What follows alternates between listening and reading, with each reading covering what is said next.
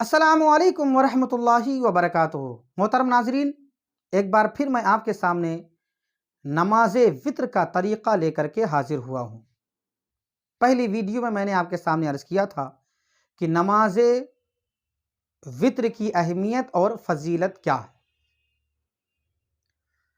دوسری ویڈیو میں نے آپ کے سامنے عرض کیا تھا کہ نماز وطر کا طریقہ کیا ہے۔ آج میں نماز وطر کے تعلق سے تیسری اور آخری ویڈیو لے کر کے آپ کے سامنے حاضر ہوا ہوں۔ آج انشاءاللہ نماز وطر کے تعلق سے چند مسائل آپ کے سامنے عرض کروں گا۔ تو سب سے پہلے ایک مسئلہ یہ جان لیں آپ کہ اگر کوئی شخص نماز وطر کی پہلی یا دوسری رکعت میں بھول سے دعائے قنوت پڑھ لے تو اسے تیسری رکعت میں دعائے قنوت پڑھنی چاہیے یا نہیں پڑھنی چاہیے۔ شریعت کا حکم یہ ہے کہ تیسری رکعت میں بھی اسے دعائے قنوت پڑھنی ہوگی اور اخیر میں سجدہ سہو کرے۔ اب ایک مسئلہ اور ہے کہ کوئی شخص آیا، نماز وطر کی جماعت کھڑی ہے، امام ایک یا دو رکعت پڑھ چکا ہے، اب وہ دوسری یا تیسری رکعت میں شامل ہو رہا ہے، تو وہ دعائے قنوت پڑھے یا نہ پڑھے؟ تو وہ دعائے قنوت پڑھے گا۔ اس کے لیے حکم ہے کہ اگرچہ امام کی تیسری رکعت ہے اور دعائے قنوت پڑھ رہا ہے، مگر اس کی پہلی رکعت ہے یا دوسری رکعت ہے، مگر پھر وہ امام کے ساتھ چونکہ ہے، اس لیے امام کی اقتداء کرتے ہوئے وہ بھی دعائے قنوت پڑھے گا۔ ہاں، اب اگر وطر کی تیسری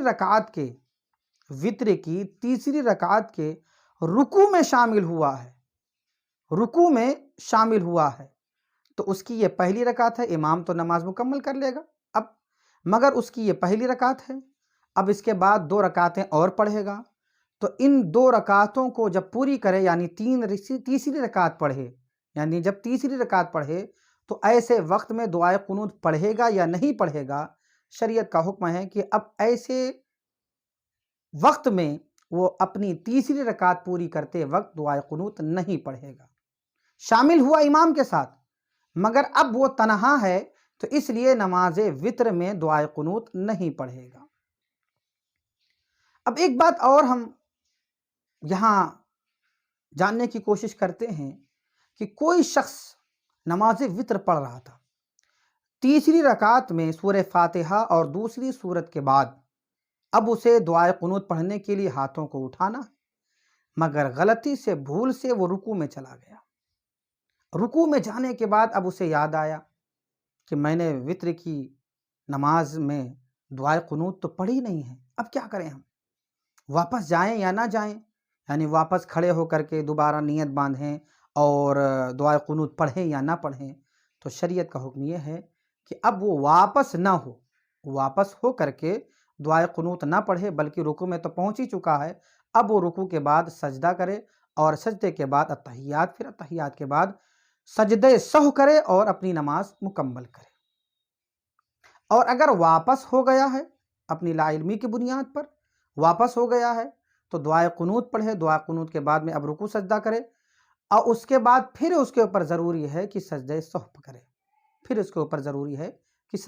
کرے، اس طریقے سے نماز مکمل کر لے تو نماز ہو جائے گی۔